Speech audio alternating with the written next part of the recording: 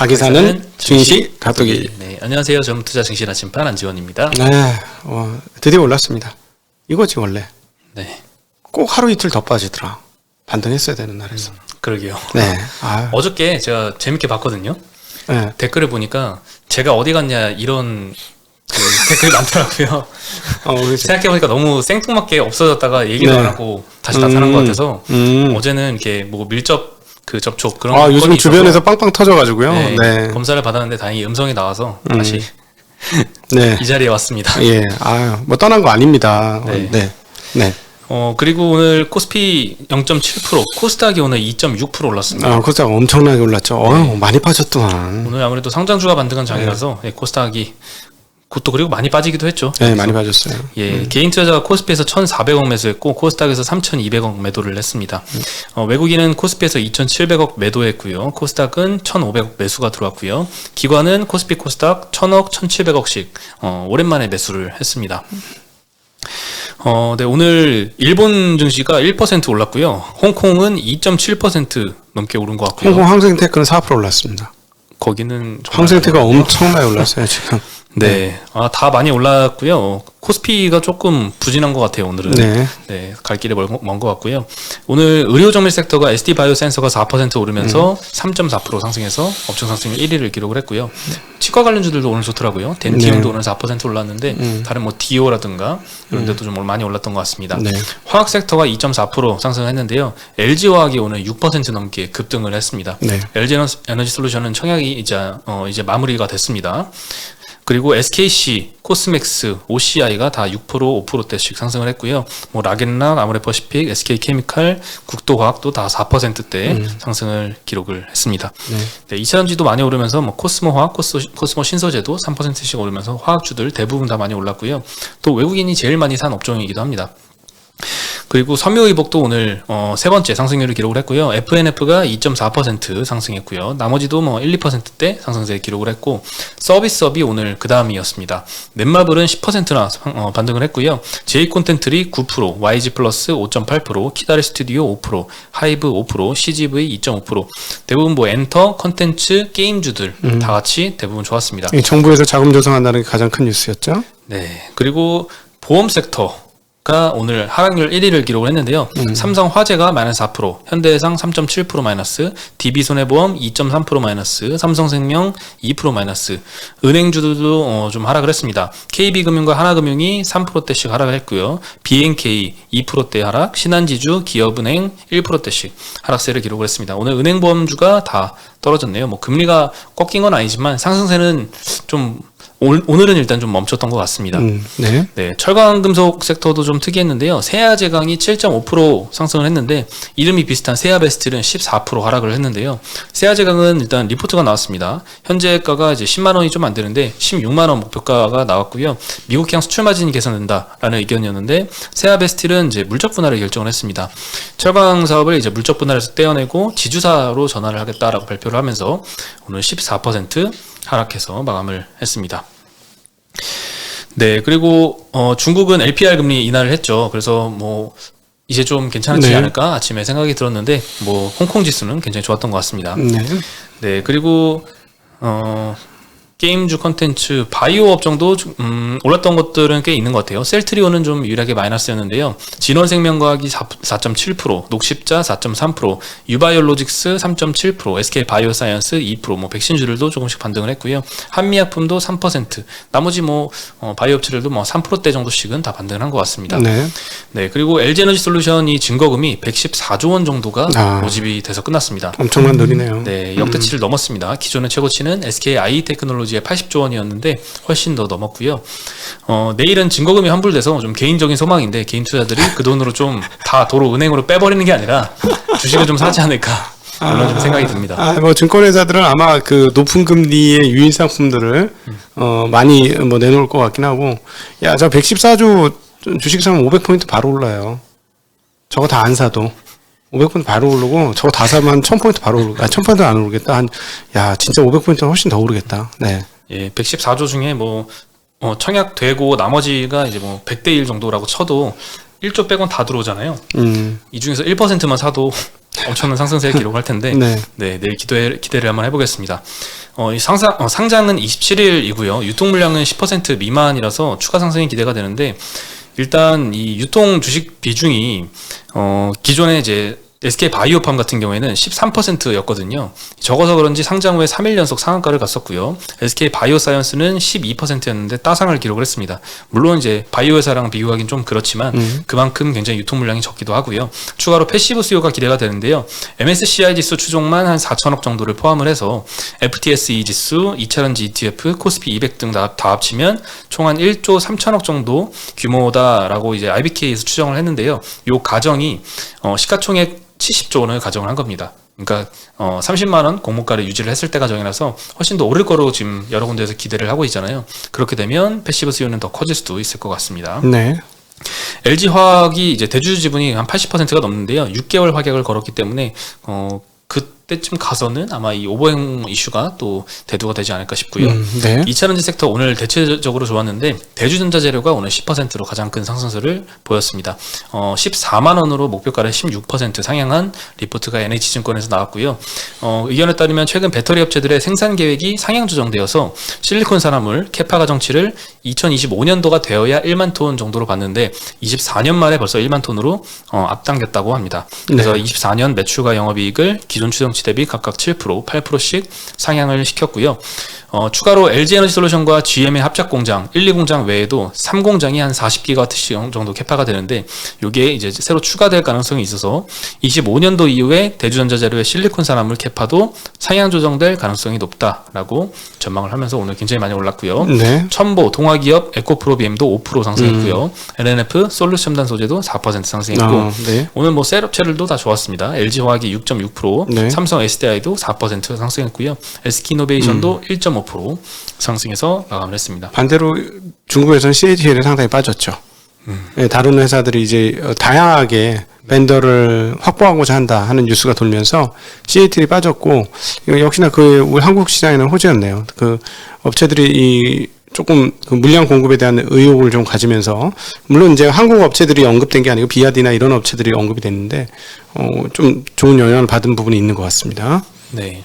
그리고 최근에 반도체 기판 업체가 굉장히 좋았는데 오늘 이 LG이노텍에 대한 리포트가 좀 상반된 리포트가 나왔어요. 네.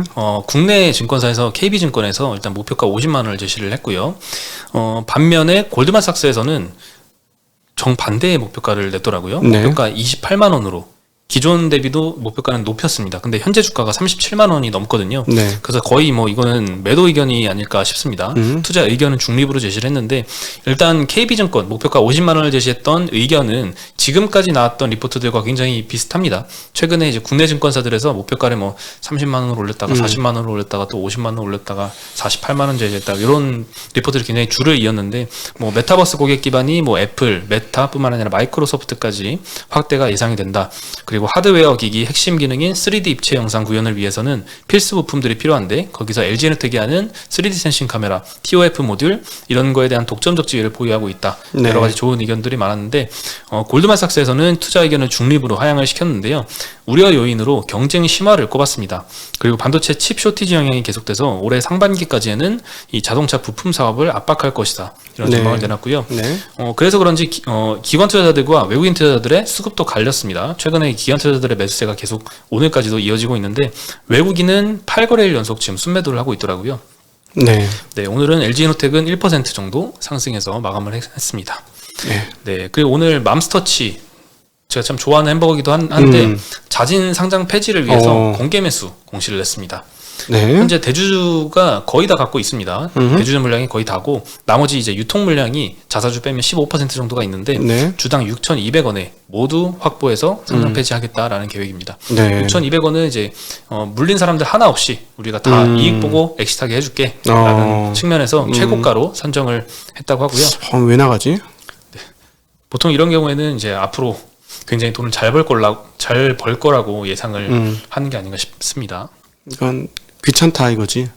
상장돼 있는 게. 자꾸 전화 오고 해서 짜증나. 그냥 우리 가는 대로 가면 되는 건데 앞으로 자금 조달할 일도 없는데 그런 건가? 그런 걸 수도 있겠죠. 자, 그래서 저는 경쟁사를 이 업황이 좋아진다라고 생각이 드는 든다면 여기 경쟁사를 봐야 되나? 여기 새우버거 맛있기는 해요. 여기가 치킨으로 굉장히 유명했었어요. 네. 네, 저도 이게 처음 20살 때 처음 맘스터치 치킨 이 햄버거를 맛봤는데 진짜 그냥 말 그대로 치킨이 햄버거 안에 들어가 있더라고요. 그거는 전 처음 봤거든요. 네, 그렇죠. 그때부터 좀 애용하기 시작했는데 꾸준하게 이제 뭐 이 가맹 점수도 늘리고 많이 성장을 하고 있습니다. 네. 18% 상승을 해서 오늘 마감을 했고요. 기존 주주들한테는 나쁜 소식은 아니지만 괜찮은 업체들은 이렇게 빠져나가고 물량 많은 데는 들어오고 그러게요. 참 미국처럼 자사주 매입을 해서 소각을 해야 될 필요가 강력하네요. 네. 네, 그리고 요 맘스터치 사례를 보고서 그런 이슈도 있더라고요. 해외에서는 이제 인수합병 이런 얘기가 있을 때 네. 나머지 주주들도 다 인수되는 가격에 엑시트하게 해줄 수 있는. 상법 네. 개정해야 돼요. 그럼 무조건 개정해야 돼. 근데 이제 우리나라는 좀 그게 안 되잖아요. 대주주만 먹고 튀잖아, 먹튀. 그거 먹튀지, 그거는. 예를 들어서 어떤 회사가 이 회사를 사는데 프리미엄 30% 주고 산다. 그런데 대주주가 20% 지분 갖고 있다. 근데 대주주 것만 받으면 대주가 돼. 그것만 사줘. 그리고 개인들은 그럼 어떻게 하라고. 그거 다 보고 들어갔는데. 같이 사줘야 돼요. 상법 개정해야 됩니다, 이거는. 네. 네, 참 거버넌스에서 나갈 길이 너무 먼 것 같습니다. 네. 그리고 현대산업개발은 오늘도 지금 계속 하락세가 지속되고 있습니다. 지금 한 8일째 연속인 것 같은데요.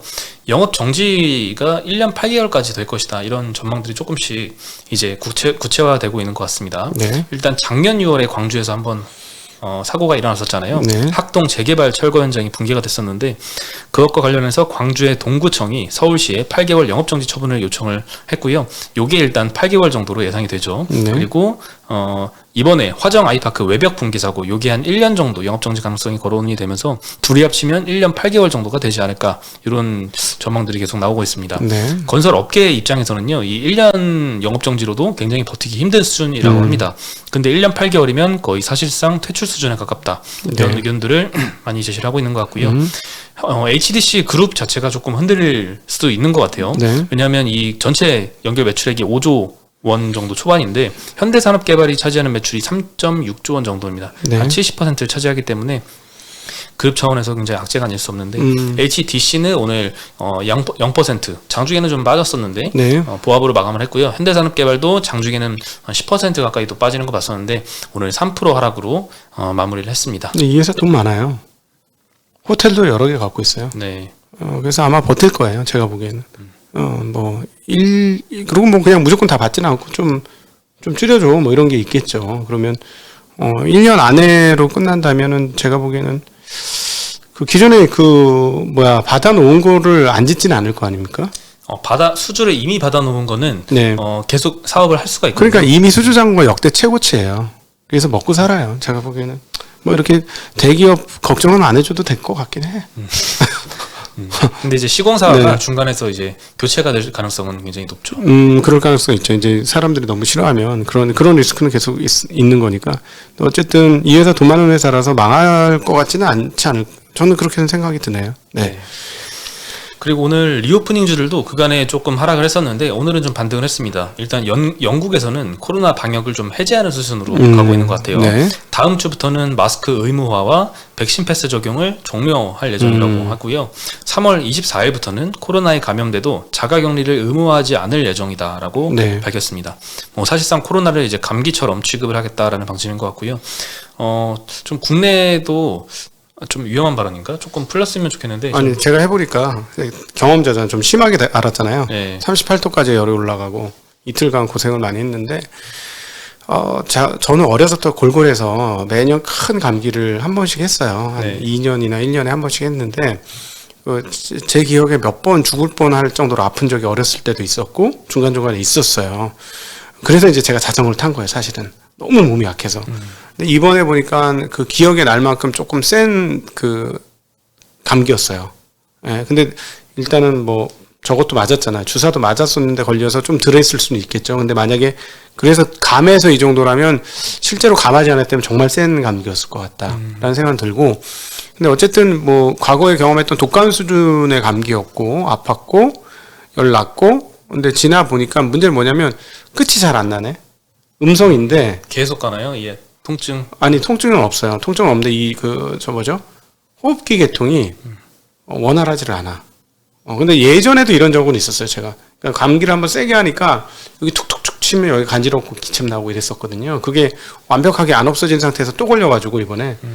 그래서 조금 그런 건 있습니다. 그래서 만약에 이제 주사를 맞고 하면은 아주 심한 독감이라고 표현하면은 맞을 것 같은데 문제는 뭐냐면 이거는 이제 그래도 내가 그래도 뭐 부실하긴 하지만 완전 부실한 남자는 아니잖아요. 그래도 몇 년간 이 자전거로 엄청나게 다져진 몸이라서 그렇지. 지금 다 100km는 타지. 타라 그러면.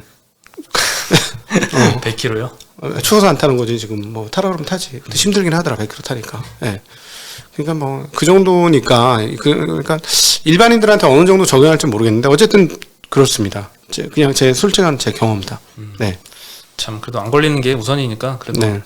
우리나라가 조금 이런 뭐 연구 이런 데보다는 조금 보수적으로 하는 것 같은데 그래서 이렇게 좀 그나마 좀 덜 퍼지는 게 아닌가 싶기도 합니다. 그리고 지금 미국 10년물 국채 금리는 1.847%. 점점 내려가네요. 네, 더 이상 올라가지 않고 있습니다. 그리고 지금 달러 가격은 네, 95.45로 네, 그냥 뭐 약간 오늘 아침하고 비슷한 수준. 이고 독일 국채 금리는 많이 올라갔다가 0.01 마이너스 으로 되고 있네요. 그러니까 이건 금리가 좀 떨어진 거죠. 미국 독일 국채 10년물은 약간 떨어질 수도 있을 것 같고, 저는 이렇게 보시면 될 것 같아요. 미국 국채 금리 상황하고 비슷하게 단기적으로는 연동해서 미국 그 기술주나 이런 흐름들을 보시면 될 것 같고, 디레이는 다음 주에 있을 FOMC 회의의 결과, 그게 디레이다. 그때 진짜 큰 펀치가 나올 거냐? 이미 어느 정도 맞았잖아요. 펀치 몇 대 맞은 거잖아. 네. 만약 어퍼컷 훅 그다음 복부 한번 가격은 당한 것 같아 미국 시장도. 그래서 다음에 나오는 펀치가 세지 않으면 이미 다 맞은 걸로 소화하고 끝낼 것이고, 근데 우리가 몰랐던 각도에서 펀치가 나오면 한 대 더 맞을 거예요. 훅 하고 한 번 더 얻어 맞을 거니까 그렇게 시나리오 짜놓고 기다리시면 될 것 같습니다. 네. 이렇게 매 FOMC마다 긴장을 했던 거는 거의 처음이 아닌가요? 이제부터는 올해는 아마 계속 그럴 것 같아요. 네. 네, 참 그래도 이 금리가 이 큰 틀의 변환을 하는 중요한 좀 기점에 있다 보니까 조금 더 이 FOMC도 신경이 많이 쓰이는 것 같습니다. 근데 이제 한국 사람들처럼 금리가 주식시장이 중요하다는 걸 아는 게 대중적으로 퍼진 나라가 과연 있을까? 근데 증권회사 들어오고 나서 그거 아는데 시간 꽤 걸렸거든요. 저는 파이낸스를 안 했기 때문에 그걸 또 가르쳐주는 사람들도 별로 없었어요. 근데 요즘에는 그걸 대놓고 다 얘기하잖아. 모든 유튜브에서도 얘기하고. 그렇죠. 그래서 한국 분들은 이제 금융 IQ가 굉장히 많이 올라간 게 아닌가 싶어요. 그거 전 세계적으로 금리하고 금융시장하고 연결돼 있어요. 라고 얘기하는 거를, 맞아. 이렇게 얘기할 사람이 세계에 얼마나 되겠어. 나는 별로 없을 것 같은데.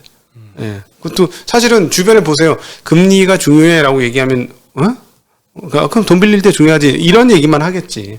금융시장 전반적으로 중요해. 이런 얘기, 이해하시는 분들은 사실 그렇게 많지 않을 건데, 굉장히 한국의 투자자들이 고도화되고 있는 과정인 것 같습니다.